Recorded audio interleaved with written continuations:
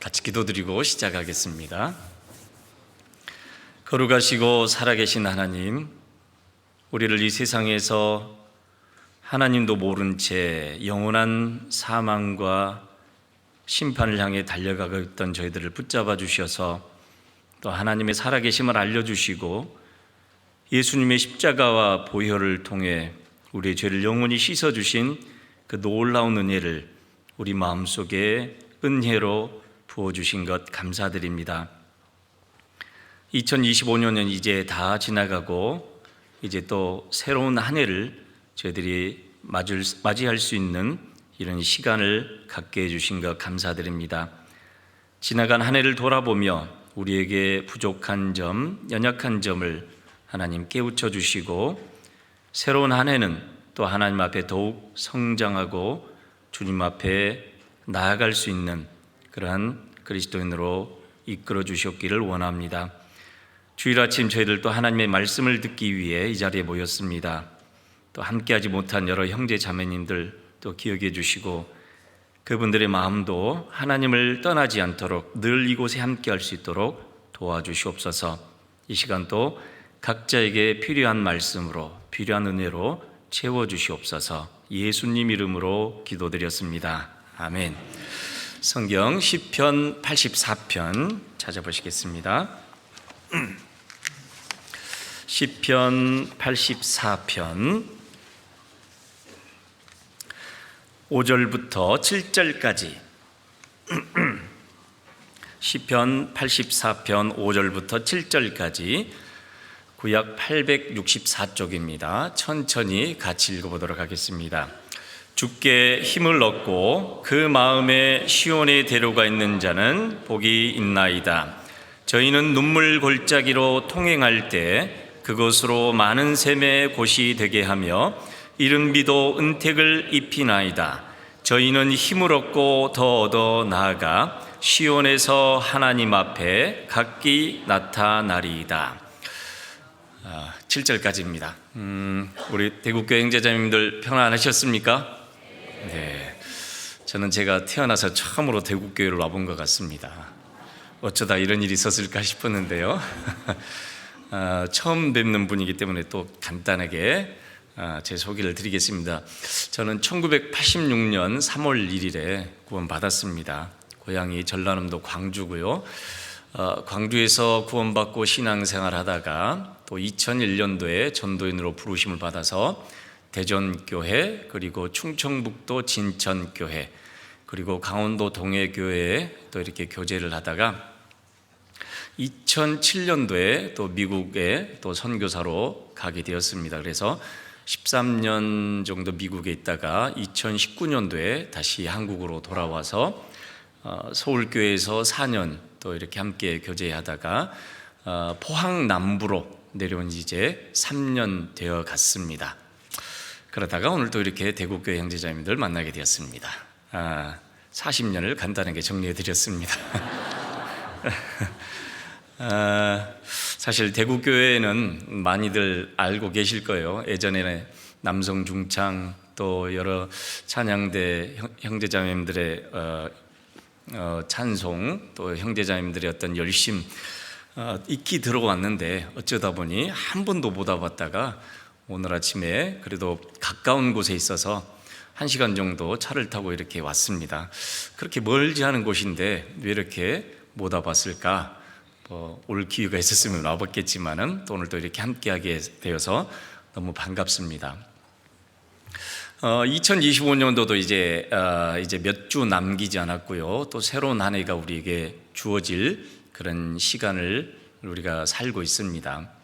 지나간 한 해를 돌이켜보면서 또 우리 나름대로 부족했던 점들, 또 연약했던 점들, 또 하나님 앞에 옳지 않았던 점들을 우리가 반성하고 돌이켜보고 새로운 한 해는 우리가 더욱 주님께 가까이 가는 그런 한 해가 되기를 또 돌아보고 계획하고 그것을 기대하고 살아가는 그런 시간이 되었으면 좋겠습니다. 그래서 오늘 말씀의 주제가 주께 힘을 얻는 자가 복되도다라는 말씀으로 우리가 교훈을 받아보고자 합니다. 인생을 살아가면서 우리는 힘이 많이 필요하죠. 살아가는데 많은 노력이 필요하고 또 힘이 듭니다. 그러나 이제 사람들은 그런 힘을 이제 여러 가지 것을 통해서 돈이나 어떤 지식이나 또는 내가 알고 있는 인간관계, 그리고 내가 현재 갖고 있는 명예나 지위, 또 세상에 안전된 여러 가지 기반을 통해서 인생을 살아갈 힘을 얻고 그걸 비축하고 살아간다라고 합니다. 그러나 정말로 행복한 사람, 진짜 복된 사람은 어떤 사람인가? 방금 읽었던 시편 84편에는 주께 힘을 얻고 그 마음에 시온에 들어가 있는 자가 정말로 복된 인생이다, 행복한 인생이다라고 말씀하고 있습니다. 이 시편의 기자가 이제 제일 위에 보게 되면 고라 자손의 시라고 되어 있는데요. 물론 이제 고라 자손이 기록했을 수도 있고 또 가장 하나님이 계시는 성전을 사모했던 사람, 늘 하나님을 갈망하고 하나님에 대한 어떤 마음으로 일생을 살았던 사람의 대표적인 사람이 다윗이라고 할 수 있습니다. 그래서 시편의 대부분의 내용은 다윗이 하나님을 향한 기도, 간구, 감사, 찬양, 많은 부분에 있어서 다윗이 그렇게 기도를 드렸는데요. 84편의 내용을 쭉 읽어보게 되면은 이 시편의 이 간증을 기록했던 기자가 어떤 연유에선지 이제 성전이 있는 예루살렘에서 벗어나서 성전을 가까이 갈 수 없었던 상황, 또 특별히 요즘 말로 하면 이제 멀리 이사를 갔거나 또는 교제에서 한참 이렇게 떨어져 있거나 또는 너무 바빠서 하나님께 또 가까이 갈 수 없었던 그런 상황이 있었던 것 같습니다. 특별히 다윗의 일생에서 그런 때를 우리가 찾아보게 되면은 특별히 이제 성전이 지어졌을 때, 이제 다윗 성전이 예루살렘에 있었을 때, 또 하나님의 궤가 예루살렘에 왔을 때, 물론 사울에게 쫓겨다녔던 때도 있었지만 다윗이 하나님의 말씀에 불순종함으로 징계를 받았습니다. 여러 가지 복잡하고 어려운 상황에 휩쓸리게 되는데요. 그 중에서도 이제 그의 아들 압살롬이 이제 다윗을 죽이고자 이제 쫓아다녔던 시간, 어쩔 수 없이 예루살렘으로 쳐들어오는 압살롬과 그의 부하들에게 함께 부자지간에 칼을 들이대고 싸울 수 없는 그런 상황에서 어쩔 수 없이 예루살렘에서 이제 도망가야 하는 그런 어찌 보면 참 비참한 그런 상황에 놓여 있었습니다.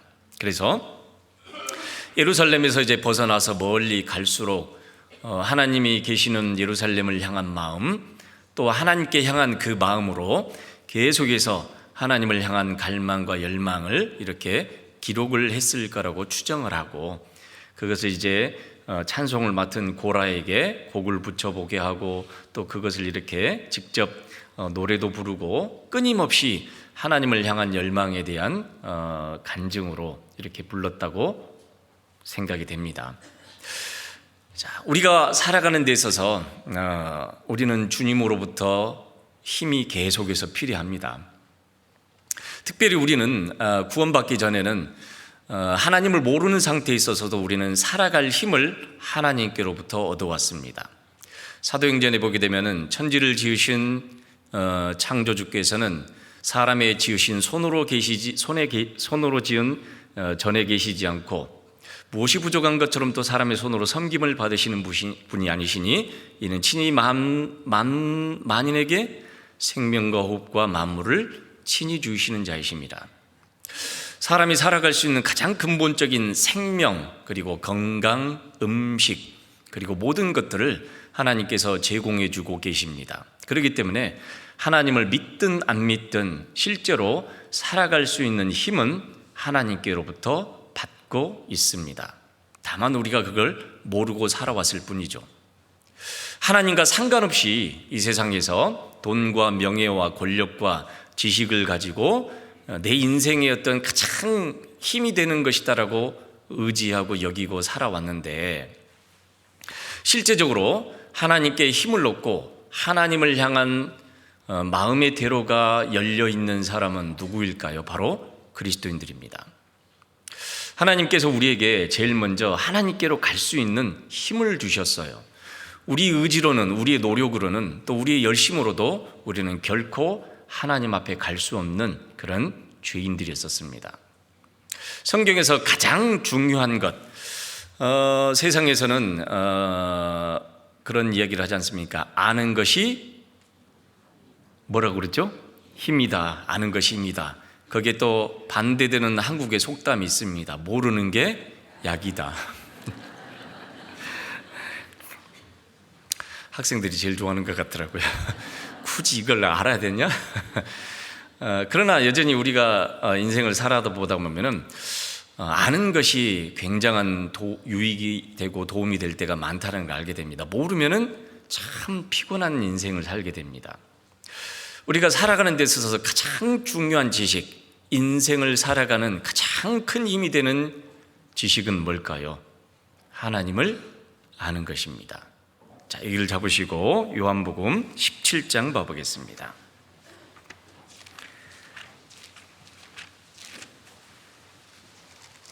요한복음 17장 3절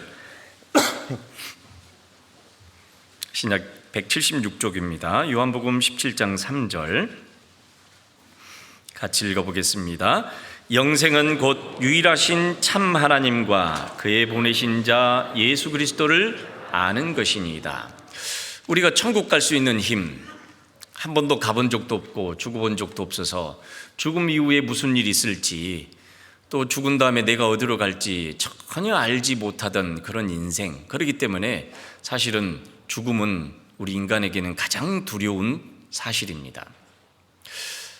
사실 우리는 모두 다 죽는다는 걸 압니다. 그러나 내가 죽는다는 것에 대해서는 그렇게 깊이 생각하려 하지 않습니다. 저도 왜 그럴까 하고 생각을 해봤더니요, 죽음 생각을 하는 것이 사실 두려운 일이기 때문에 그렇습니다.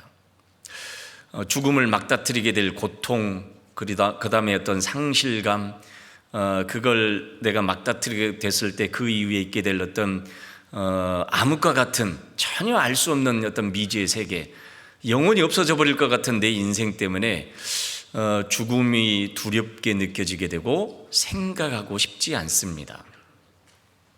저도 막 처음에 구원받았을 때만 하더라도 인생을 앞으로 창창하게 살아갈 수 있을 거라고 생각했기 때문에 죽음에 대해서는 그렇게 성경에서 언젠가는 죽겠지 했지만 실제적인 문제라고는 받아들여지지 않았던 것 같습니다.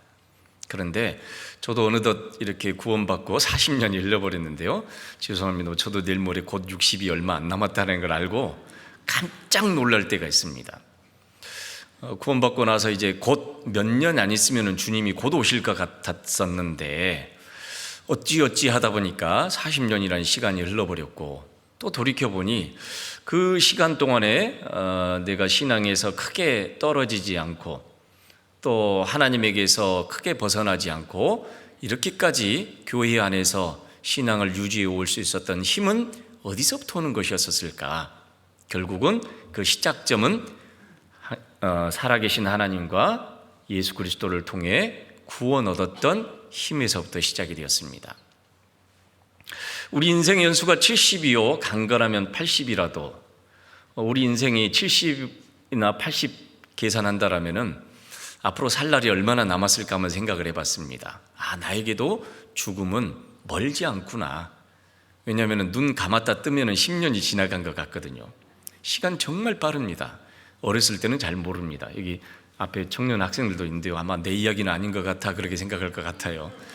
저도 저만 할 때는 그렇게 들었습니다. 근데 지금 남 얘기가 아니라 나에게도 금방 다가오겠구나라는 생각을 하게 됩니다.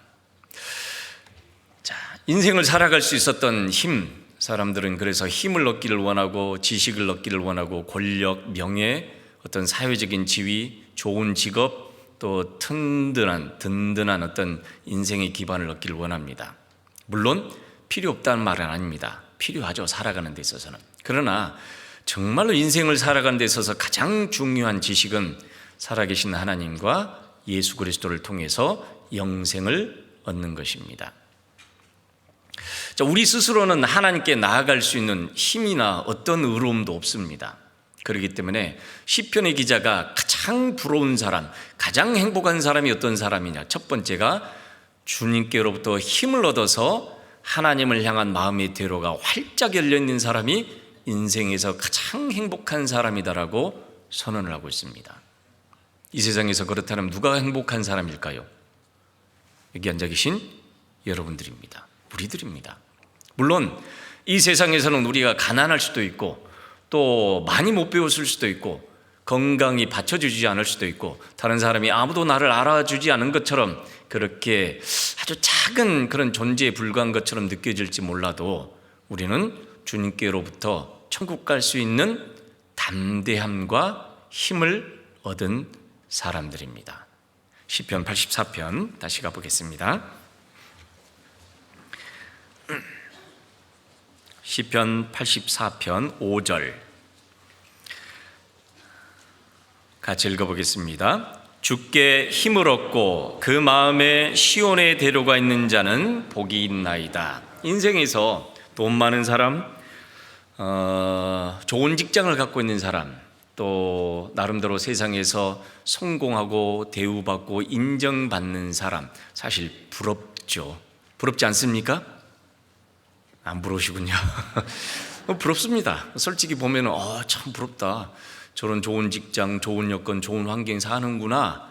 그러나 실제로 가장 부러워해야 될 사람, 정말로 이 세상에서 살아가는 사람 중에 가장 복된 사람, 가장 행복한 사람은 누굴까요? 그리스도인들입니다. 구원받은 사람들이에요. 현재 내게 주어져 있는 이 어마어마한 힘과 어마어마한 은혜를 내가 이해하지 못하게 되면은 세상 것과 내가 갖고 있는 이 가치가 잘못하면 바뀌게 됩니다. 대표적인 사람들이 이스라엘 사람들이었죠. 그들은 얼마나 행복한 사람인지, 얼마나 하나님께 은혜 받은 사람인지 그걸 미처 이해하지 못했었습니다. 우리가 하나님께로부터 받은 힘이 뭘까요? 에베소서 봐보겠습니다. 에베소서 3장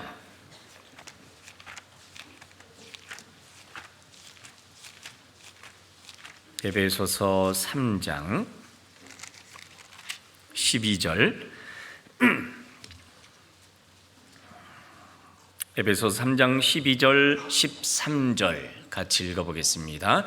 우리가 그 안에서 그를 믿음으로 말미암아 담대함과 하나님께 당당히 나아감을 얻느니라.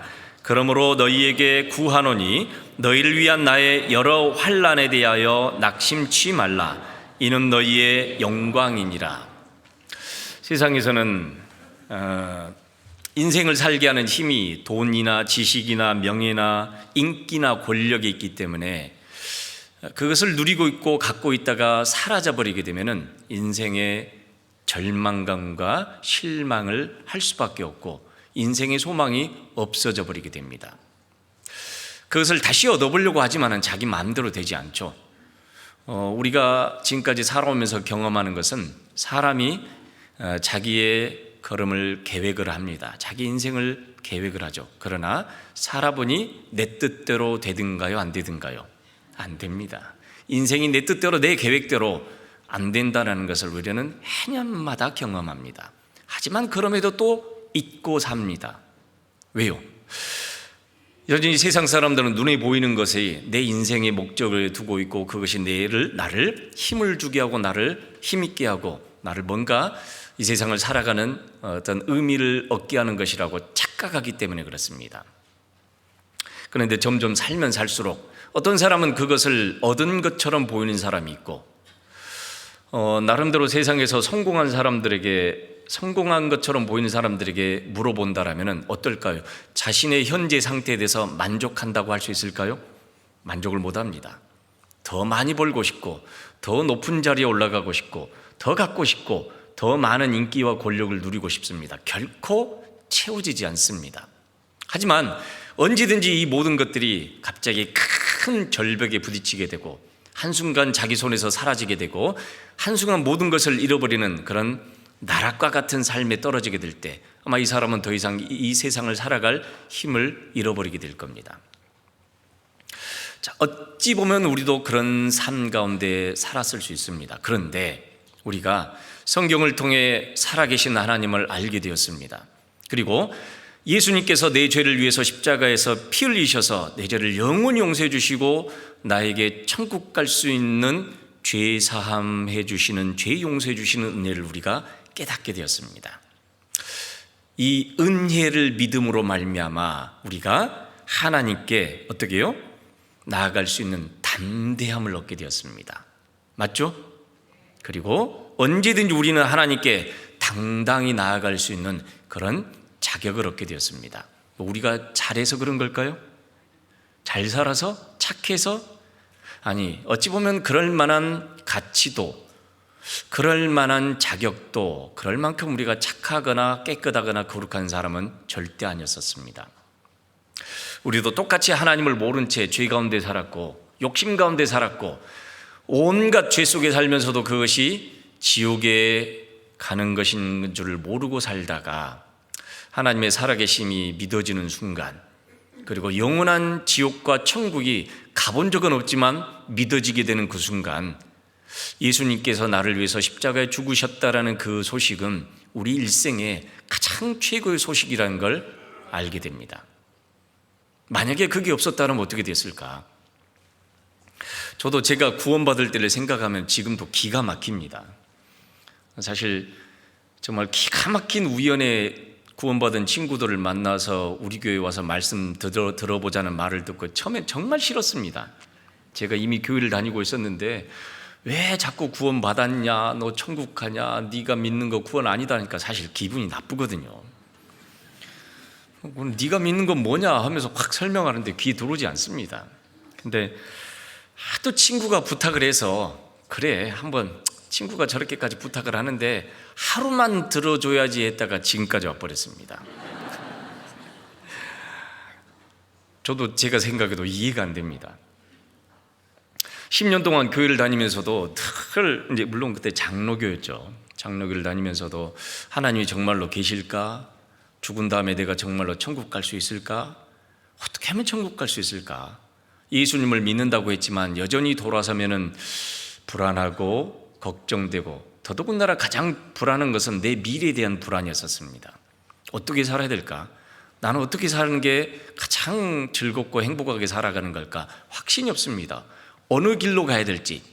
세상에는 수많은 직업이 있고 수많은 직종도 있고 살아가는 방법도 너무 다양한데 나는 뭘 선택해야 될까? 사실 너무 답답합니다. 그런 상황 속에서 서서히 교회에 이제 그만 다녀야 되겠다 싶은 생각에, 왜냐하면 교회 가봐도 별게 없었거든요. 착하게 살아라, 교회에 열심히 나오면 복 주신다, 그 정도 생각했는데 일단은 하나님이 살아계신다는 믿음, 그리고 어떻게 하면 내가 천국 갈지 알 수 없는 답답한 것 때문에 더 이상 여기다 내 미래를 맡길 수는 없겠다라는 생각이 들 즈음에 구원받은 형제들이 우연히 도서관에서 만났어요. 그것도 하필이면 바로 옆자리에 앉아가지고. 중학교 1학년 때 친구였었습니다. 5년 만에 봤는데 대뜸 반갑다 하더니 너 교회 다니냐? 다녀. 그러더니 그 다음에 묻는 질문이 뭘까요?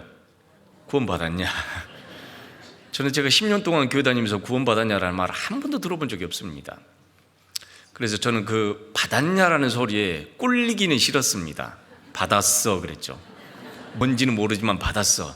뭘 받았냐 그래서 뭐 학습 세례도 받고 예수님도 영접하고 은혜도 많이 받았어 그랬어요. 그랬더니 그건 구원이 아니라, 그렇게 하니까 기분이 나쁩니다. 솔직히 쥐가 뭔데 내 믿음을 판단을 해. 그러다가 그 친구가 하도 부탁을 해서 우리 교회 와서 한번 말씀 들어보자 했다가 지금까지 와버렸습니다. 그 힘이 어디 있었을까요? 제가 무슨 하나님에 대한 열심, 열정, 그게 있었을까요? 아니요. 저도 빨리 고등학교 졸업하고 부모로부터 독립해서 막 세상에서 한번 멋지게 한번 살아봐야지 하다가 붙잡혀 버렸습니다. 성경을 배울수록 하나님이 살아계신 것은 틀림없습니다. 맞죠? 그냥 옛날 이야기처럼 느껴졌던 성경이 하나하나 짚어보고 확인해 보니 사실이었습니다. 하나님이 살아계신다는 것이 믿어지자 죽어보지 않았어도 천국과 지옥이 있다는 것이 저절로 이해가 됐습니다. 그리고 나서 예수님에 대해서 듣고 배웠는데, 사실 교회 다니는 사람들 치고 예수님을 모르는 사람 없습니다. 다 안다고 생각합니다. 물론 예수님 알죠. 예수님 믿죠. 있죠. 그런데 정작 그 안에 죄 문제가 해결된 사람은 그렇게 많지 않습니다.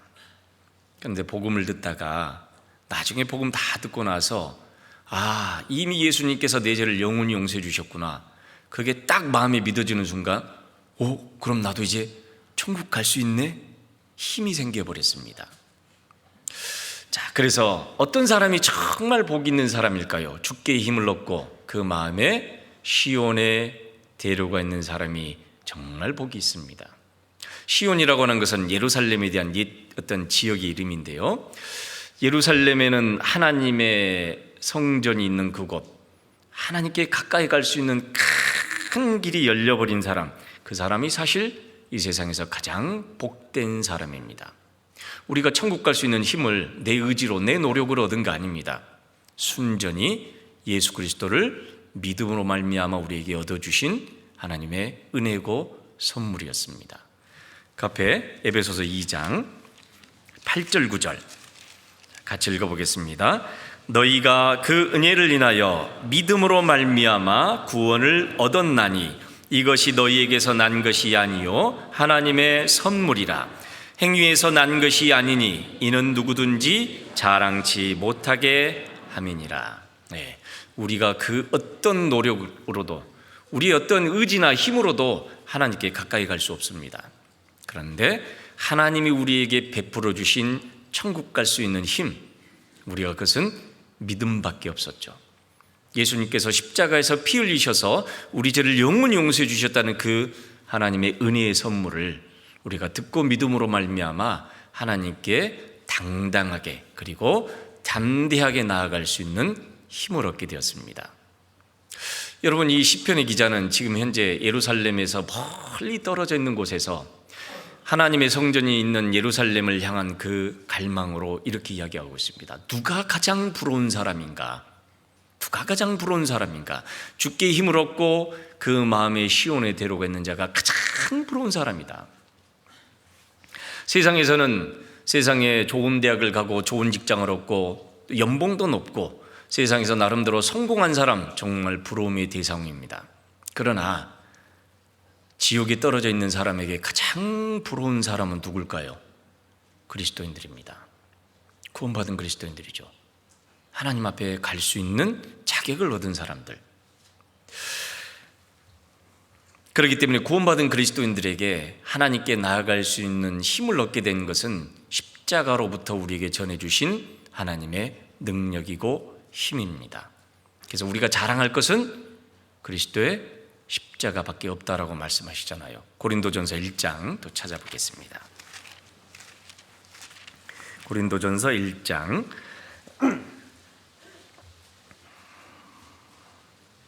고린도전서 1장 18절 같이 읽어보겠습니다. 십자가의 도가 멸망하는 자들에게는 미련한 것이요 구원을 얻는 우리에게는 하나님의 능력이라. 예수님을 전하고 구원에 대해서 전하고 십자가를 전하는 것은 세상 사람들에게 볼 때는 미련하고 아무 의미 없는 것처럼 보입니다. 예수님을 믿으면 교회를 가면 밥이 나오냐 떡이 나오냐, 이 말씀은 늘 아버지가 저에게 하신 말씀이었습니다. 너 왜 이렇게 날마다 교회만 가냐? 너 공부 안 하냐? 너 앞으로 네 인생 어떻게 할래? 다른 애들은 지금 축구라고 취직 공부하고 뭐 하는데도 바빠 죽겠는데 너는 맨 교회에서 사냐? 사실 제가 맨날 교회에서 살지는 않았거든요. 근데 아버지 눈에는 제가 맨날 교회에서 사는 것처럼 보였습니다. 그래도 저도 할 건 다 하고 살았습니다. 그러면서 늘 아버지가 하시는 말씀이, 야, 교회 가면 밥이 나오냐 떡이 나오냐, 그렇게 이야기하시더라고요. 그래서 저는 아버지에게, 네 아버지, 교회 가면 밥도 주고 떡도 줍니다. 맛있는 거 많이 나와요.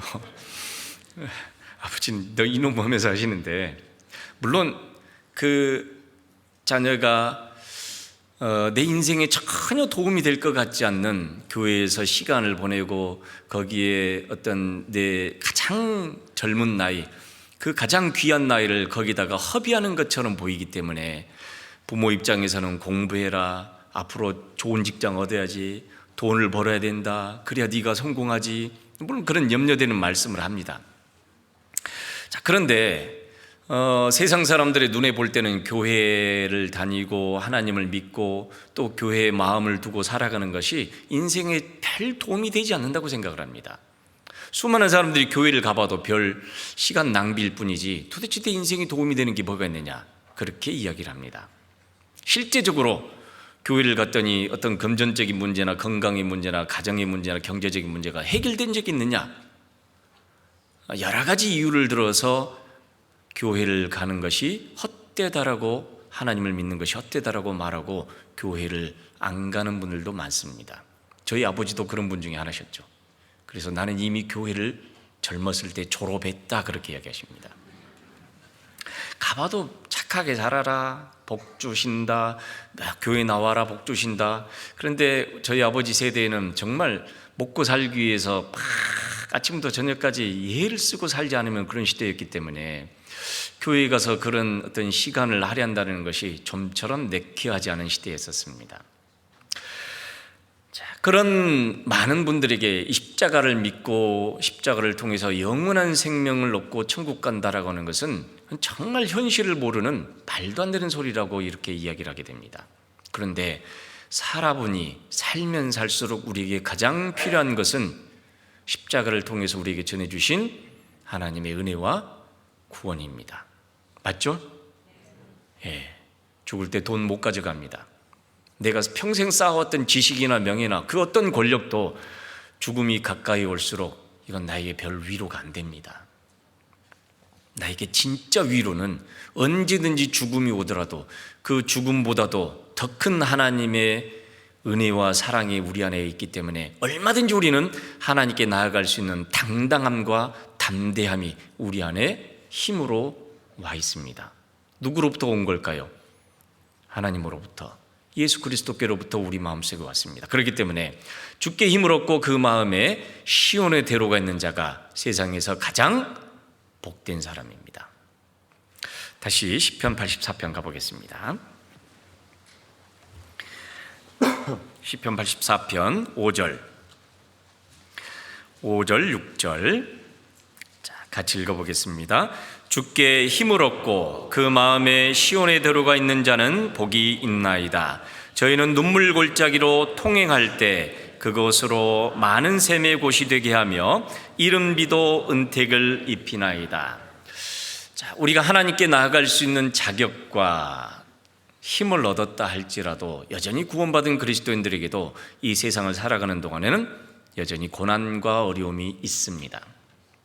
2025년도를 돌이켜보게 되면 항상 좋은 날만 있지 않았습니다. 맞죠? 물론 우리 인생을 돌이켜볼 때 어려서부터 지금까지 살아오는 동안에도 많은 일들이 있었고 기억나지 않은 일들, 또 슬펐던 일, 힘들었던 일, 죽을 만큼 절망적이었던 순간들이 있었습니다. 그런데 어떻게 지금까지 잘 견뎌왔습니다. 버텨왔어요. 그게 내 의지로만, 내 노력으로만 된 것이 아니라 이제 구원받은 이후에는 그 모든 삶의 순간마다, 삶의 모든 굴곡들마다 단순히 고난이나 어려움으로 끝나는 것이 아니라 그것은 하나님이 우리를 예비해 놓으신 은혜였다라는 걸 새삼 확인하면서 살아가게 됩니다. 이 세상에 태어난 모든 사람들은 사실 어디로, 어떤 방향으로, 내 인생의 올바른 길이 어딘지 모른 채 살아갑니다. 그저 주변 사람들 보면서 그 중에 가장 잘 사는 것처럼 보이는 사람, 그 중에 가장 행복하게 보이는 사람, 아마 그런 사람들을 자신들의 어떤 모델로 삼아놓고 나도 저 사람처럼 돈이나 명예나 지위나 직업이나 또는 가정이나 이런 것을 갖게 되면 행복할까 싶어서 정신없이 달려갑니다마는 결국은 수많은 고생을 하고 수많은 어려움을 견뎌내기도 하지만 그 끝에는 아무것도 없다라는 걸 발견하게 됩니다. 그래서 이 세상에 살아가는 사람들을 방황하는 사람들이라고 그렇게 이야기하잖아요. 시편 107편 그 뒤에 봐보겠습니다. 시편 107편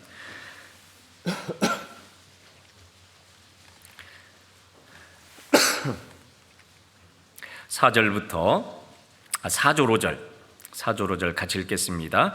저희가 광야 사막길에서 방황하며 거할 성을 찾지 못하고 줄이고 목마름으로 그 영혼이 속에서 피곤하였도다. 참 인생을 피곤하게 살아갑니다. 광야 사막길에서 방황하며 우리가 살아가는 이 세상은, 인생은 나그네 길이라는 걸 잘 알고 있습니다. 더더군다나 이정표도 없고 목적지가 어딘지도 모르고 황량한 그 광야 같은 삶을 살아갑니다. 그저 많은 사람들이 달려가고 쫓아가니까 그 뒤를 우리도 쫓아왔습니다. 지금도 많은 사람들이 쫓아갑니다. 하지만 하나님 편에서 볼 때는 그들은 여전히 그 앞에 있는 일이, 어떤 일이 벌어질지, 방향이 어디인지 목적지가 어디인지 모른 채 달려가고 있습니다. 2025년 무사히 달려왔고 아마 또 2026년도도 아무 일도 일어나지 않기를 바라면서 달려갈 겁니다. 하지만 구원받은 그리스도인들에게는 어때요? 분명한 목적지와 분명한 길을 보여주셨습니다. 그래서 그 마음에 시온의 대로를 열어주셨다고 하셨어요. 큰 길입니다. 좁은 길도 아니고, 물론 세상 사람들의 입장에 봤을 때는 좁은 길일지 몰라도 구원받은 그리스도인들의 마음에는 이미 그 길이 활짝 열어놓으셨어요. 어렵지 않습니다. 다른 길이 아닙니다. 하나님이 말씀해 놓으신 그 길로, 대로라고 하면 뻥 뚫린 길, 다른 말로 하면 고속도로입니다. 저도 오늘 아침에 포항에서 여기까지 오는데요, 주일 아침이라 그런지 차도 별로 없더라고요. 뻥 뚫려서 왔습니다. 내비게이션을 찍어보니까 1시간 한 4분 정도밖에 안 걸리더라고요. 가볍게 왔습니다. 가라는 대로만 가면 됩니다. 옛날에 지도가 없었다면 어땠었을까요? 가다가 이게 맞는지, 그나마 사거리길에서 어떤 이정표라든지 이거 있으면 그래도 찾기라도 쉽죠. 이정표가 없으면 어떻게 될까요? 옛날에는 가다가 전방이라고 하죠. 요즘 슈퍼라고 마트에 들려서 일로 가는 길이 맞아요? 대구 가는 길이? 여기가 맞아요? 저 짝으로 가서 여 짝으로 가셔요. 경상도 말로 그렇게 해줄 겁니다. 저 짝이 어디고 여 짝이 어디예요? 가다 보면 나오겠지. 사실 갈 바를 알지 못한 채 그렇게 헤맵니다. 그러나 우리에게는 분명한 이정표를 하나님이 제시해 주셨어요. 그렇기 때문에 우리는 방황할 일도 없고, 또 여기 말고 또 다른 길이 없을까? 인생의 진정한 행복이, 인생의 어떤 즐거움이 여기 말고 또 다른 길이 없을까? 아마 찾아본다라면, 그 길을 쫓아간다라면 얼마 지나지 않아서 이 길이 아닌 게벼, 이렇게 될 겁니다. 하나님은 우리에게 어떤 알 수 없는 길을 제시해 주신 것이 아니라 구원받은 그리스도인들에게 하나님께로 향한 길, 천국을 이미 활짝 열어놓으셨을 뿐만 아니라 더 이상 이 세상에 살면서 광야 같은 인생길에서 방황하지 말도록 정확하게 우리에게 이정표를 알려주셨습니다. 자, 사실 그렇기 때문에 아는 것이 힘이다라고 말할 수 있습니다. 하나님이 우리에게 말씀해 주신 대로, 가라고 하는 대로 가게 되면은 우리가 여러 가지 고난도 있을 거고 어려움도 있겠지만 결국은 그 모든 것을 뛰어넘도록 해놓으셨습니다. 성경 시편 18편 봐보겠습니다. 시편 18편 33절. 시편 18편 33절 34절 죄송합니다. 같이 읽어보겠습니다. 나의 발로 암사슴 발같게 하시며 나를 나의 높은 곳에 세우시며 내 손을 가르쳐 싸우게 하시니 내 팔이 놋 활을 당기도다. 하나님이 우리에게 하나님께로 나아갈 수 있는 큰 대로를 열어놓으셨어요. 뻥 뚫린 길을 열어놓으셨습니다. 그러나 하나님이 결코 그 길이 평탄하거나 안전하지만 어려움이 없다라고 말씀하신 적 없습니다. 어려움은 있습니다. 때로는 힘든 일도 있어요. 또 때로는 눈물 흘릴 일도 있고, 실망하거나 낙심하거나 괴로울 때나 오해받을 일도 있고, 잊어버리고 싶은 일도 있고, 기억하고 싶지 않은 일도 있습니다. 그럼에도 불구하고 하나님은 그 모든 것을 뛰어넘을 수 있게 우리에게 힘을 주고 계셔요. 그래서 나의 발로 암사슴 발 같게 하시며. 사실 암사슴 발이 굉장히 연약합니다. 굉장히 가늘어요. 제 발보다도 더 가늡니다. 그런데 그 암사슴이 특기가 있습니다. 잘 뜁니다. 통통 잘 뛰어갑니다. 그 연약한 것처럼 보이는 그 암사슴 발에서 장애물이나 어떤 적이 나타났을 때 통통 뛰어다니면서 뛸 수 있는 그런 힘을 얻게 해주셨을 뿐만 아니라, 그리고 높은 곳에 우리를 세우셔서 이 세상 사람들이 눈에 보이는 세상 것에 붙잡혀 살아가는 것이 아니라 영원한 천국을 바라보며 영원한 하나님 나라의 소망을 두고 살아갈 수 있는 힘을 계속해서 구원받을 때뿐만 아니라 끊임없이 우리에게 공급해 주고 계셔요.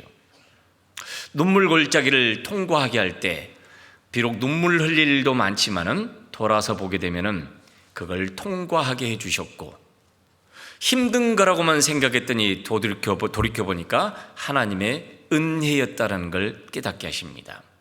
우리가 맛보고 나면은 또 다른 어려움이 와서 순간은 당황하고 갈팡질팡하고 순간은 혼비백산할지라도 여전히 하나님은 우리에게 그것을 뛰어넘을 수 있는 힘을 제공해 주고 계십니다. 단순히 도망가는 것으로 끝나는 것이 아니라 이제 적극적으로 우리 손에 힘을 주시고, 그래서 싸우게 하시고 활을 당길 정도로 건강하게 튼튼하게 우리를 만들어 가십니다. 참 놀랍습니다. 우리가 구원받는 이후에 천국 가게 하셨을 뿐만 아니라 하나님은 우리를 적극적으로 하나님의 역사에 참여하게 만드셨어요. 사실 우리 개인적으로 보게 되면은 우리가 어떤 하나님에 대한 열정도 별로 없는 것 같고, 또 누구에게 우리가 성경을 올바로 전해줄 지식도 없고 말재주도 별로 없고 내가 아는 것도 별로 없는 것 같고, 나 혼자서 누구를 전도하거나 신앙생활을 유지한다는 건 참 어려운 일입니다. 더더군다나 그런 내가 하나님의 크신 역사에 함께할 수 있는 그런 자격을 주셨다는 건 정말 놀라운 일입니다. 혹시 우리 중에 나는 그런 일을 맡을 만한 자격이 있어 라고 생각하시는 분 없으시죠? 없으실 겁니다. 제가 어떻게 해요? 사울도 처음에 그랬죠. 제가 어떻게 해요? 그러다가 나중에 어떻게 해요? 그것 때문에 목에 힘이 들어갔습니다. 사실 우리는 아주 작은, 이제 겨우 구원받은 믿음 하나, 그리고 천국 갈 수 있는 믿음, 그리고 이제 내가 하나님의 말씀대로 살아야 된다는 믿음밖에 없었지만 하나님은 우리를 통해서 크신 역사를 이루십니다. 누가복음 17장 봐보시겠습니다.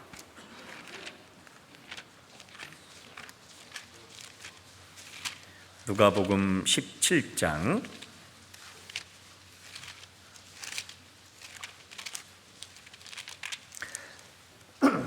누가복음 17장 6절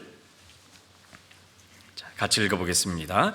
주께서 가라사대 너희에게 겨자씨 하나일 만한 믿음이 있었다면 이 뽕나무더러 뿌리가 뽑혀 바다에 심기우라 하였을 것이요 그것이 너희에게 순종하였으리라. 참 예전에는 이 말씀 읽으면서 참 제가 제 스스로 낙심을 했던 적이 있습니다. 나에게는 이 겨자씨 하나일 만한 믿음도 없는 것 같다. 아니 어떻게 뽕나무가 뿌리째 뽑혀서 바다에 심기우는 이런 놀라운 일을 하냐. 나는 도저히 그런 일 못하겠다. 그럴 만한 믿음도 없는 것 같고 겨우 구원받고 천국 갈 수 있는 믿음만 얻었는데 나에게 어떤 이런 믿음이 있을까. 제 자신을 돌이켜봤을 때 조금만 어떤 시험이 와도 조금만 어떤 문제가 생겨도 당황하고 불안해하고 안절부절하는 그런 나를 보고 나에게는 그런 믿음이 없는 것 같다, 그렇게 생각을 했습니다. 근데 먼저 이 말씀은 겨자씨 하나일 만한 믿음, 즉 구원받은 믿음입니다. 구원받은 믿음으로 말미암아 도저히 상상할 수 없는 일이 벌어진 거죠. 뽕나무가 뿌리째 뽑혀서 바다에 심기우는 역사는 그것만 해도 놀라운 건데 그것보다도 더 놀라운 일이 내 인생에 벌어진 겁니다. 가본 적이 없는 천국, 도저히 우리의 능력으로 우리의 어떤 의지나 우리의 어떤 것으로도 갈 수 없는 천국을 가게 되었습니다. 이건 뽕나무가 뽑혀서 바다에 심기우는 것보다 더 큰 역사가 우리 안에 그리고 내 안에 시작된 겁니다. 맞죠? 놀랍습니다. 나는 믿은 것밖에 없었는데 예수님이 내 죄를 위해서 십자가에 피 흘리시고 내 죄를 영원히 용서해 주셨다는 그 사실을 하나 믿고 깨닫고 감사하고 받아들인 것밖에 없었는데, 이미 그 순간 나의 운명은 뽕나무가 뽑혀서 바다에 싱긴 것보다 더 놀라운 역사가 지옥에서부터 천국 가는 역사로 내 운명이 바뀌어버린 거예요. 아, 그랬구나. 그리고 나서는 너무 감사했습니다. 그러나 여전히 우리 인생은 그 자체가 고난입니다. 그래서 욥기 5장에 보게 되면은 인생은 고난을 위하여 났나니 불티가 어디로? 위로 나름 같으니다라고 말씀하셨어요. 여러분 옛날에 장작을 떼보시거나 군부를 떼보시면은 항상 끓음 또는 연기, 불티가 생기죠. 아래로 꺼지든가요, 위로 올라가든가요? 위로 올라갑니다. 자연스러운 겁니다. 이 세상에 태어난 모든 사람에게 누구나 상관없이 고난이나 어려움은 있습니다. 그건 지극히 정상이고 당연하고 자연스러운 것입니다. 자, 이런 고난이나 어려움을 이길 수 있는 힘은 누구로부터 얻는 걸까요? 여전히 하나님 끊임없이 그리스도인들에게 이 고난과 어려움과 인생의 많은 우여곡절에서부터 이길 수 있는 힘을 먼저는 말씀을 보내서 우리에게 우리 마음을 고쳐주십니다. 시편 107편 더 봐보겠습니다.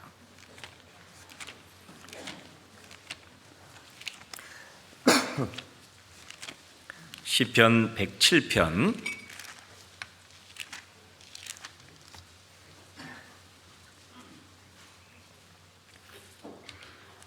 19절 20절 같이 읽어보겠습니다. 이에 저희가 그 근심 중에서 여호와께 부르짖음에 그 고통에서 구원하시되 저가 그 말씀을 보내어 저희를 고치사 위경에서 건지시는도다. 하나님이 우리를 두려움에서, 고난에서, 그리고 눈앞에 닥쳐있는 많은 어려움에서 우리를 건지시는 가장 확실한 방법이 말씀을 보내서 우리를 건져내십니다. 말씀을 보내서. 자, 우리 인생에서 가장 위험한 순간은 어떤 순간일까? 병에 걸렸을 때일까? 아니면은 내가 경제적으로 어려움에 처했을 때일까? 언제라고 생각하십니까? 가장 위험한 때가 사실은 하나님에 대한 신뢰를 잃어버렸을 때가 우리 인생의 가장 위험한 때입니다. 특별히 구원받은 그리스도인들도 그렇습니다.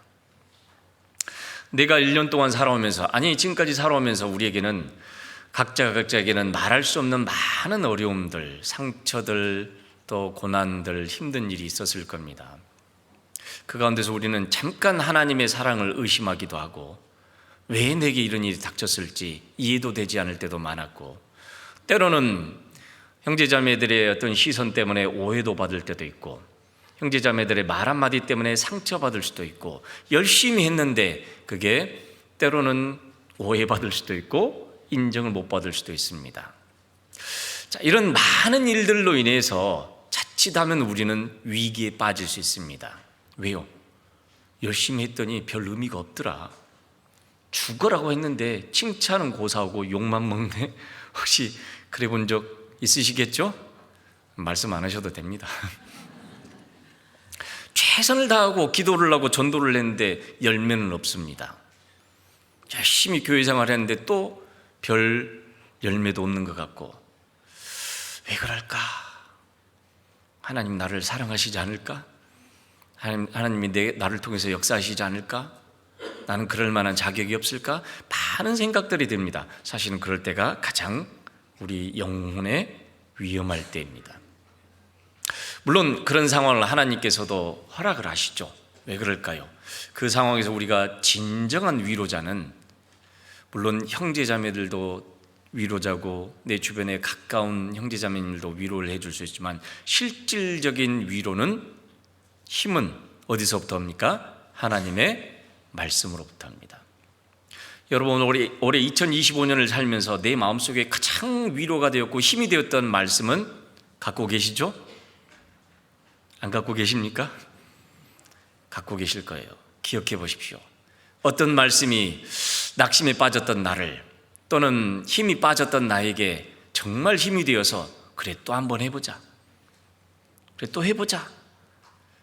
각자에게 우리는 끊임없이 하나님은 말씀을 해주고 계십니다. 그런데 어떤 사람에게 그 말씀이 위로가 될까요? 하나님께 부르짖고 하나님께로부터 도움을 얻기를 원하는 사람에게 하나님은 먼저 말씀으로 힘을 주십니다.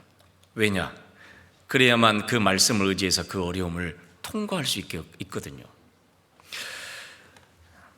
그리스도인들의 수고는 여러분 절대 헛되지 않습니다.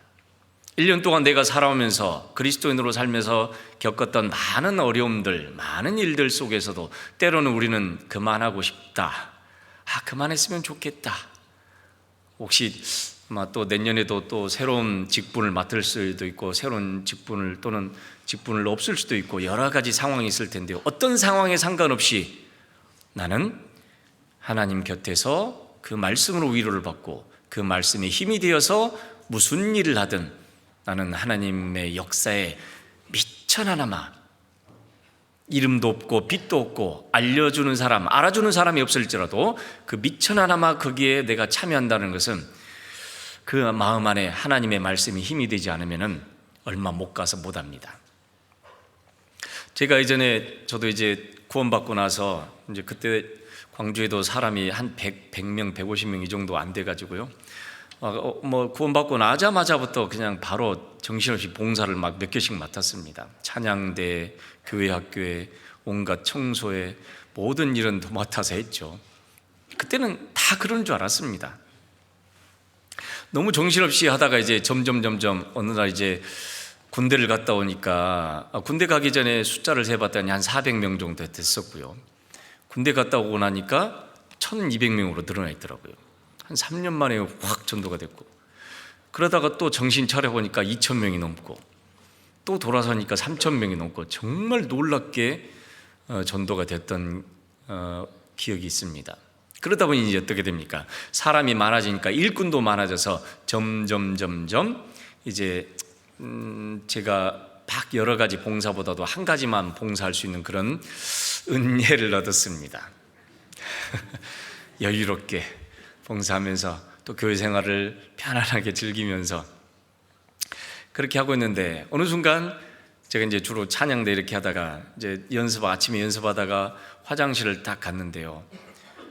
거기서 어떤 형제님이 빨간 고무장갑을 끼고 막 소변기를 닦고 있는 겁니다. 그래서 피해서 형제님 좀 청소를 나중에 하시지 왜 지금 해?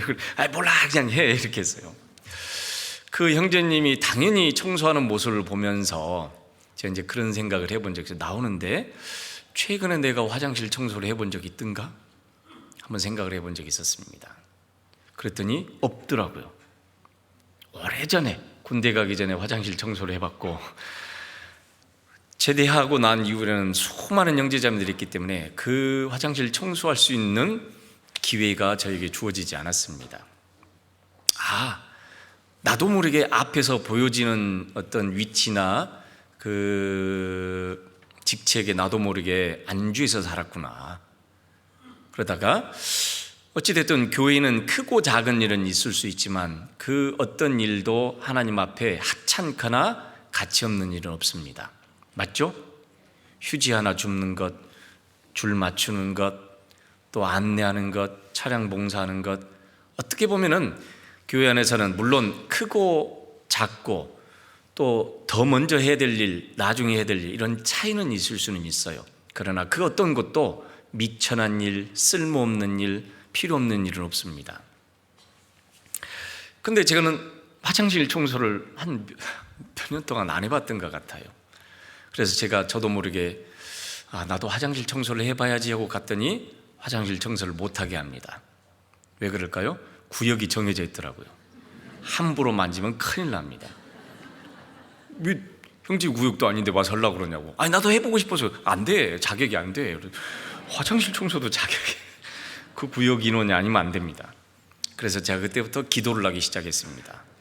왜냐, 저도 모르게 늘 앞에서 보이는 그런 봉사를 하다 보니까 마치 형제자매들이 제가 아주 신앙이 어마어마한 것처럼 보이는데 사실 그렇지는 않거든요.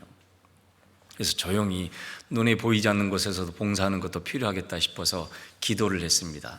내년에는 우리 구역이 화장실 청소 좀 하게 해주세요. 혹시 기도하고 계시죠? 안 하십니까? 내년엔 제가 화장실 청소 좀 하게 해주세요. 화장실 청소를 해달라고 기도했습니다. 아니나 다를까 그 다음에 저희 구역이 화장실 청소 담당이 됐습니다. 너무 감사했어요. 드디어 나도 화장실 청소할 때가 됐다. 보통 이제 찬양대가 10시부터 연습을 하기 때문에요. 보통 한 9시나 9시 반쯤 가서 청소를 하면 되겠지 하고 여유 있게 가서 착 가서 갔습니다. 갔더니 다 끝나버렸습니다. 이미 청소를 다 해버렸어요. 갔더니 저보다도 더 그걸 기다리는 분들이 있었더라고요. 때가 이때다 해가지고 물어봤더니 8시부터 나와서 청소를 했답니다. 왜요? 빨리 청소해 끝나고 가서 성경 읽으려고. 아니 세상에 이런 법이 어디 있냐고. 기도는 내가 했는데 왜 자기들이 복을 받냐고. 그래서 그래? 그럼 나도 가야지 해서 8시에 갔습니다. 8시에 갔더니 형제님 청소 안 해봤잖아. 그러니까 옆에 그냥 쓰레기만 비워요. 자기들이 다 합니다. 세상에 이런 법이 어디 있냐고. 나도 해주세요. 그랬더니 막 했더니 물 아까워 그렇게 해가지고요. 저는 거기서도 천덕꾸러기가 돼버렸습니다.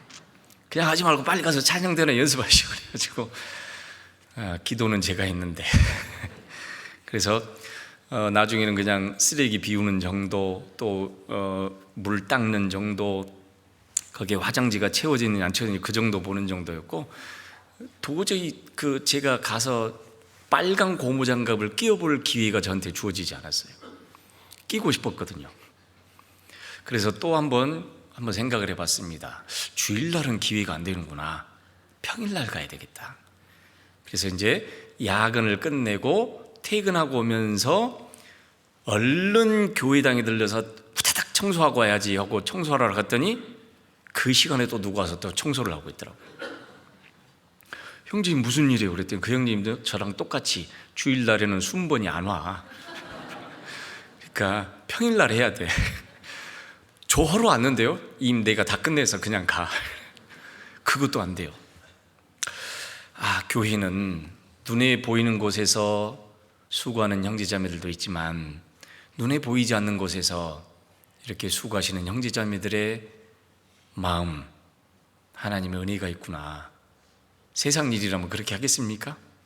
돈도 안 주고 뭐 알바비도 안 나오고 할 텐데 그냥 봉사하는 겁니다. 그럴 힘이 어디서부터 나오는 걸까요? 하나님의 말씀으로부터 우리에게 주신 은혜를 내가 어떻게든지 보답해드리고자 하는 마음.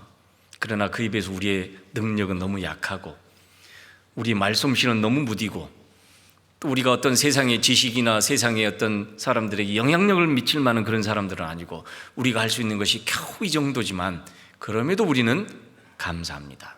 맞죠? 그 힘을 끊임없이 하나님은 말씀을 통해서 우리에게 제공해 주고 계셔요. 자, 구원받아서 우리는 하나님께 갈 수 있는 당당한 힘을 얻었습니다. 뿐만 아니라 우리는 하나님과 늘 대면해서 만날 수 있는 그런 기회를 우리에게 주셔서요. 우리 마음속에는 하나님과 나 사이에 거침이 없도록 이미 길을 열어놓으셨어요. 자, 우리가 하나님을 직접 대면할 수는 없지만 하나님이 역사하시는 교회 가운데서 우리는 하나님과 함께 할 수 있는 자격을 얻었습니다. 시편의 기자가 가장 부러워했던 사람입니다. 시편 84편 가보겠습니다. 다시 본문 시편 84편 1절부터 4절까지 같이 읽어보겠습니다. 만군의 여호와여, 주의 장막이 어찌 그리 사랑스러운지요. 내 영혼이 여호와의 궁정을 사모하여 쇠약하며 내 마음과 육체가 생존하시는 하나님께 부르짖나이다. 나의 왕 나의 하나님 만군의 여호와여, 주의 제단에서 참새도 제집을 얻고 제비도 새끼돌 보금자리를 얻었나이다. 주의 집에 거하는 자가 복이 있나이다. 저희가 항상 주를 찬송하리이다. 시편의 기자는 어쩔 수 없는 상황 속에서 멀리 예루살렘에서 벗어나서 도망 다녀야 될 신세, 그리고 피해야 될 신세에서 예루살렘을 가까이 갈 수도 없고 하나님의 전 앞에 가까이 갈 수도 없는 상황에서 가장 부러운 사람이 누군가? 주의 집에 거하는 자. 이건 어떤 제사장들이나 그때 당시에 성전에서 언제든지 가까이 나갈 수 있는 그런 사람들을 바라볼 때 자기는 그럴 수 있는 상황이 안 됐습니다. 심지어는 참새도 제비도 그 여호와의 성전에서 보금자리를 놓고 자기 자리를 놓고 거기서 만족하고 감사하고 있습니다. 우리가 하나님의 은혜로 구원을 받고 교회 안에서도 내 자리가 있습니다. 여러분 자리 있으시죠? 주로 앉은 자리에 앉으시죠? 제가 청년 때 예전에 광주교회에서는요, 사실은 요 앞자리가 제일 황금 자리였었습니다. 이렇게 비워두지는 않습니다. 그냥 어떻게든지 앞에 차고 들어가서 말씀 들으려고, 그래서 보통 앞자리를 차지하려고요, 한 10시부터 와서 경쟁을 합니다. 근데 이미 은장의 어르신들이 포진하고 계시고, 또 그것보다 더 빨리 와서 성경을 펼쳐놓고 자리를 잡아놓고, 뭔지는 모르지만 말씀에 대한 어떤 열망, 사모하는 마음, 듣고자 하는 마음. 그래서 그때부터 그런 자리가 있었어요. 그런 말이 있어요. 맨 앞자리는 금자리입니다. 금자리. 중간쯤은 은자리, 저 뒤쪽은 동자리인 줄 알았더니 잠자리라고 하더라고요. 죄송합니다. 그렇다고 해서 뒤에 어쩔 수 없이 늦게 오시는 분도 있지만 어쩔 수 없지만 사실 이제 좀 잠을 잘 확률이 좀 높습니다. 그럼 저 교회당 바깥은 무슨 자리일까요? 꿈자리입니다. 꿈자리. 허황된 꿈을 찾아서 살아갑니다.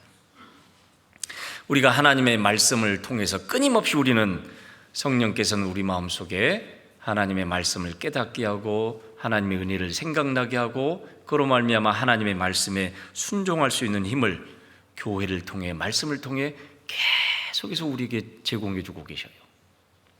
받고 계십니까? 받으셨습니까? 우리 마음속에 교회를 향한 사랑, 주님을 향한 사랑, 말씀을 향한 사랑이 막히게 되거나 멀어지게 되면은 어떤 상황이 될까? 대표적인 케이스가 성경의 요한계시록의 7교회 가운데 여러 교회 가운데 에베소 교회는 찾아보겠습니다. 에베소서 계시록, 요한계시록입니다.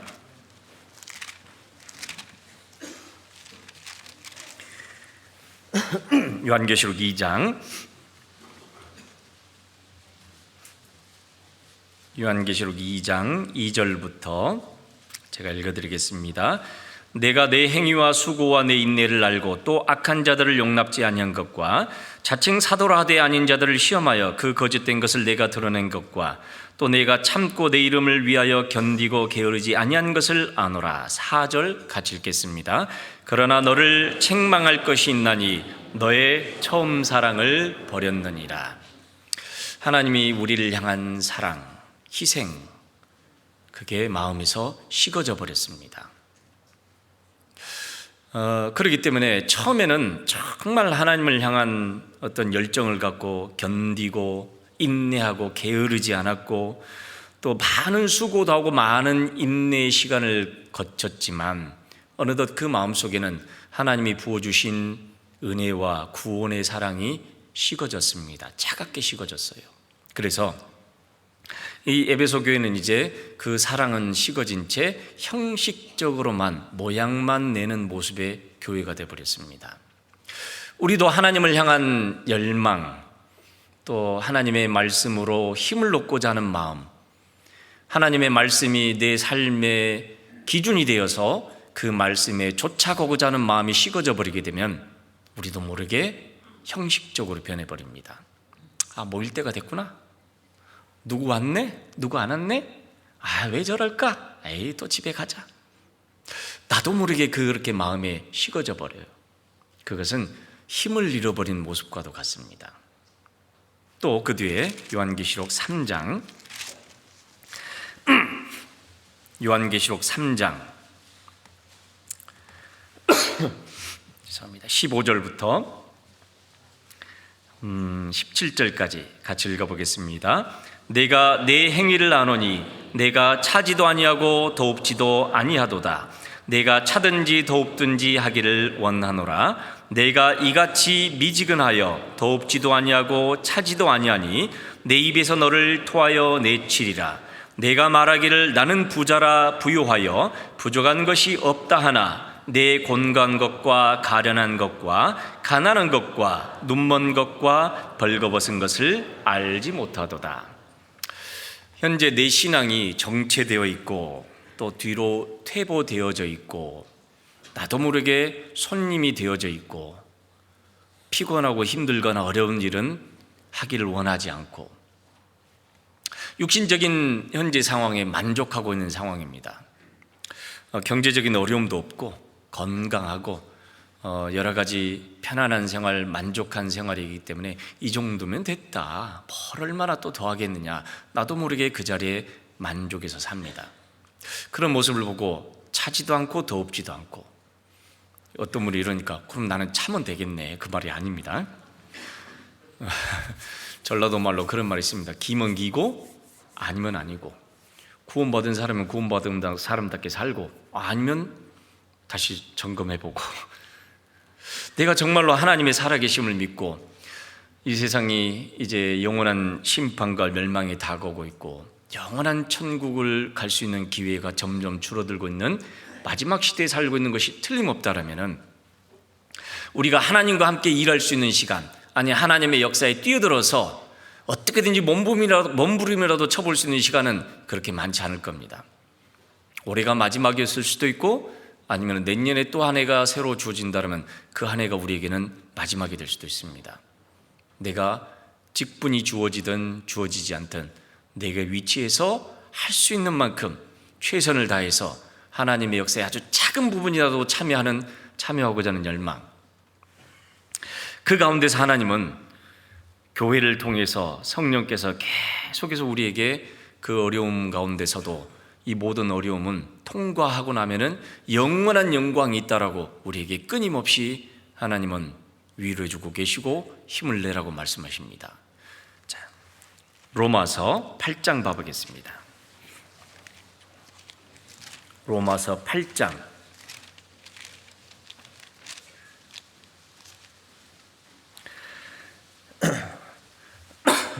로마서 8장 17절 18절 같이 읽어보겠습니다. 자녀이면 또한 후사 곧 하나님의 후사요 그리스도와 함께한 후사니 우리가 그와 함께 영광을 받기 위하여 고난도 함께 받아야 될 것이니라. 생각건대 현재의 고난은 장차 우리에게 나타날 영광과 좋게 비교할 수 없도다. 하나님을 향한 넓은 길이 열려져 있습니다. 그런데 알고 보면 우리 마음에 그걸 자꾸 가로막습니다. 언제든지 하나님께 나아갈 수 있고 하나님과 함께하는 역사에 동참할 수 있는 기회가 주어져 있는데도 우리는 그것을 스스로 내가 이래서 안 되고 저래서 안 되고 이래서 못하고 이래서 못해 스스로 그걸 막는다라면은 우리는 하나님이 그 고난에 참여하게 하신 이유, 그리고 고난 이후에 우리에게 주시는 위로, 많은 눈물 골짜기를 통과했지만 그 골짜기가 그냥 눈물을 흘린 스트레스는 뼈 아프고 힘든 그런 여행이 아니었고 그 모든 것에는 하나님의 보호하심과 인도하심과 하나님의 위로가 있었음을 깨닫는 은혜를 얻을 수가 없습니다. 우리는 어떻게든지 내년에는 적극적으로 복음을 전하고 교회와 함께하며 형제자매를 사랑하는 이 귀한 역사에 우리가 함께 참여해야만 됩니다. 왜냐하면 바로 그렇게 함으로 말미암아 하나님이 우리에게 할 수 있는 힘도 제공해 주시기 때문에 그렇습니다. 교회를 통해서 끊임없이 말씀으로 형제자매를 통해서 우리에게 이 힘을 계속해서 주고 계셔요. 혹시 여러분들 가운데 힘이 빠져버린 형제자매들이 있습니까? 아니면 나도 모르게 차갑게 식어버린 형제자매들이 있습니까? 아니면 이제 좀 쉬고 싶다는 형제자매들이 있습니까? 하나님은 그걸 원하지 않으십니다. 다시 힘을 내라. 다시 힘을 내라. 에베소서 봐보겠습니다. 에베소서 4장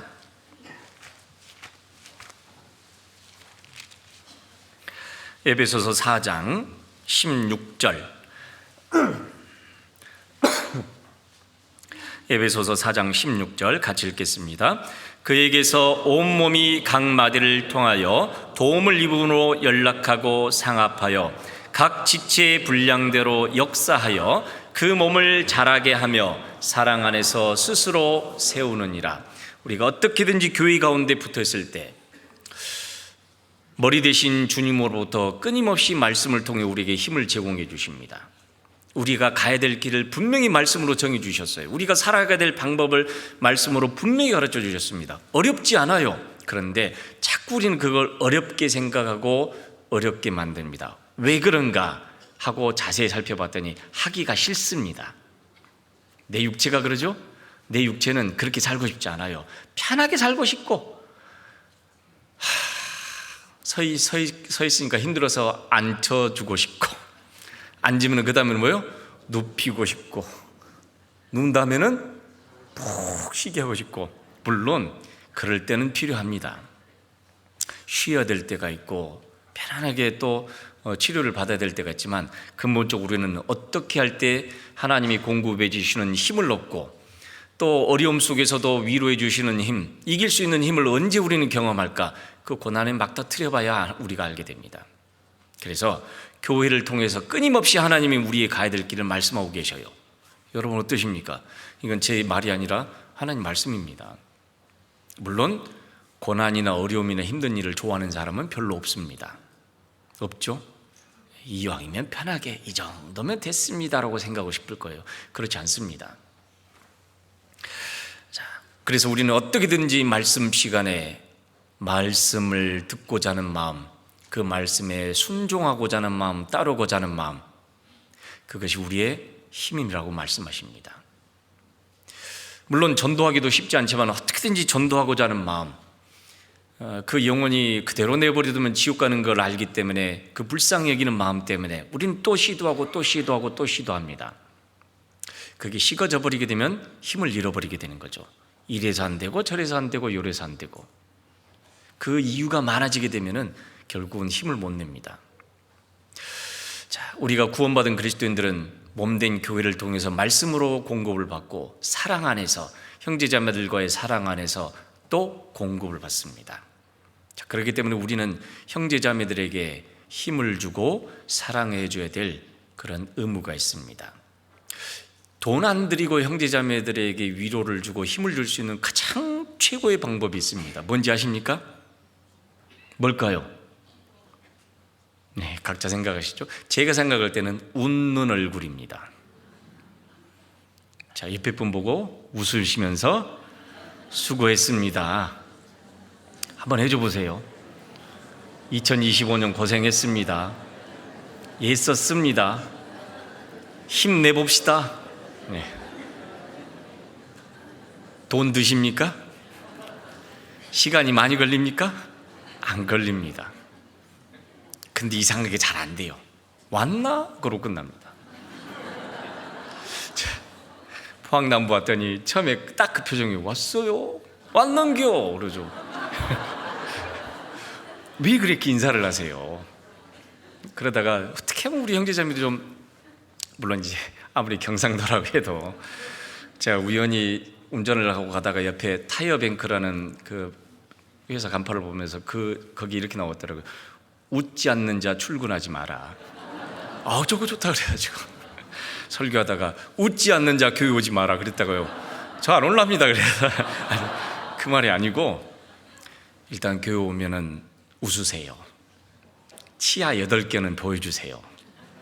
어색할지라도 우리는 서로 돕는 사람들입니다. 일주일 동안 직장에서 스트레스 받고 사람들한테 이리 치고 저리 치고 얼마나 힘들었어요. 교회까지 와서 무뚝뚝하게 해가지고 사실 우리는 서로에게 힘을 주는 사람들이에요. 그럼 어때요?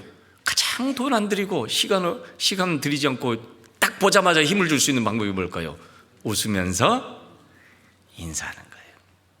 그래서 저는 우리 형제자매들, 안 우시는 분은 우시는 분이 아니라 웃지 않는 분은 저 좀 보겠습니다. 제 사무실로 오십시오. 아무도 안 왔습니다. 어떻게든지 막 어색하지만 목사님 웃으라니까 웃어야지요 하니까 웃으십시오.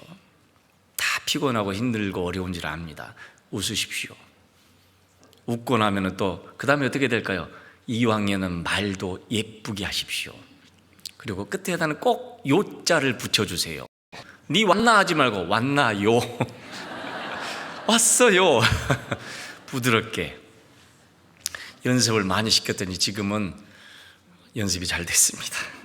그래서 교회 와도 형제자매들이 인상 찌푸리지 않고, 아무리 바깥에서 화난 일이 있고 또 언짢은 일이 있고 기분 나쁜 일이 있어도 교회 와서 형제자매들과 웃고 교제하고 이야기 나누다 보면은 그 순간만큼은 그래도 근심, 걱정, 염려를 잊게 됩니다. 그리고 말씀을 들으면서 힘을 냅니다. 그리고 돌아갈 때는 또 해보자, 또 싸워보자. 그래서 어떤 사람이 정말 행복한 사람일까요? 정말 이 모든 힘과 기쁨의 근원을 교회를 통해서, 주님을 통해서, 형제자매를 통해서 끊임없이 제공해 주고 계십니다. 그렇기 때문에 신명기 33장 봐보겠습니다. 두 구절만 읽고 마치겠습니다. 신명기 33장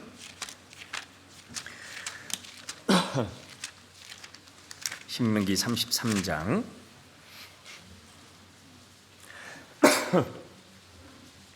신명기 33장 29절입니다. 구약 318쪽입니다. 같이 읽어보겠습니다.